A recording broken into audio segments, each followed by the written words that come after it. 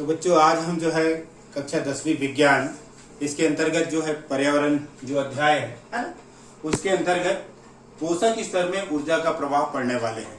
पिछली क्लास में हमने खाद्य श्रृंखला, खाद्य जाल और पिरामिड के बारे में पढ़ लिया है। तो आज हम पढ़ते हैं पोषक तंत्र में ऊर्जा का प्रभाव किस प्रकार होता है। तो आप जैसे देखते हैं कि हमारी पूरी प्रकृति में या पूरा इन्वायरमेंट में ऊर्जा का स्रोत क्या है। तो ऊर्जा का स्रोत क्या है, हमारे पास सूर्य है। सूर्य से सभी ऊर्जा लेते हैं। तो यहाँ पर भी हम देखते हैं कि सूर्य ऊर्जा का मुख्य स्रोत है और ये पेड़ पौधे प्रकाश संश्लेषण की प्रक्रिया के द्वारा सूर्य से ऊर्जा प्राप्त करते हैं।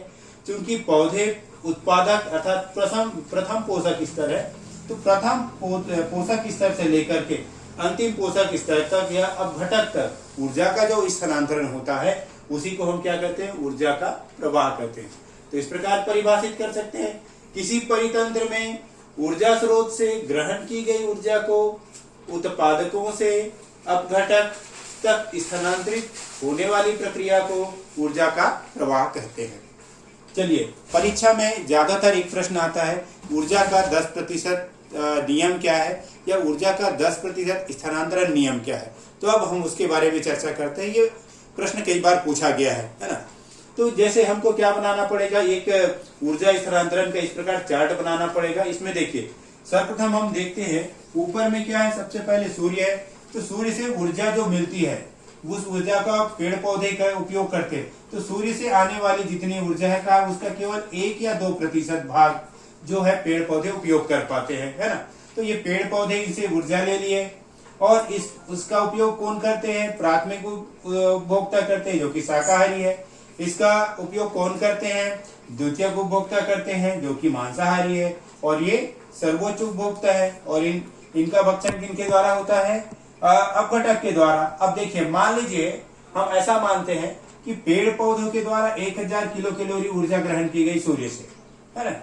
तो इससे ग्रहण की गई ऊर्जा का केवल 100 किलो कैलोरी अगले स्तर को जाता है, अर्थात दूसरे पोषक स्तर को, और लगभग 900 किलो कैलोरी यहाँ पर कितना बचा, है ना।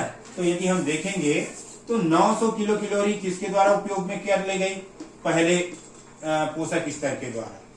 ठीक, दूसरे स्तर में देखते हैं, ये 100 किलो कैलोरी शाकाहारी जो लेते हैं उनमें से केवल 10 किलो, है ना। तो 10 किलो अगले स्तर में गया। तो यहाँ भी सेकंड स्तर में लगभग 90 किलो उपयोग कर लिया गया। फिर देखते हैं ये जो द्वितीय स्तर है, इस दूसरे स्तर से अगले स्तर को केवल 1 किलो दिया गया, अर्थात यहाँ पर भी देखते हैं कि 9 किलो उपयोग हो गया, है ना।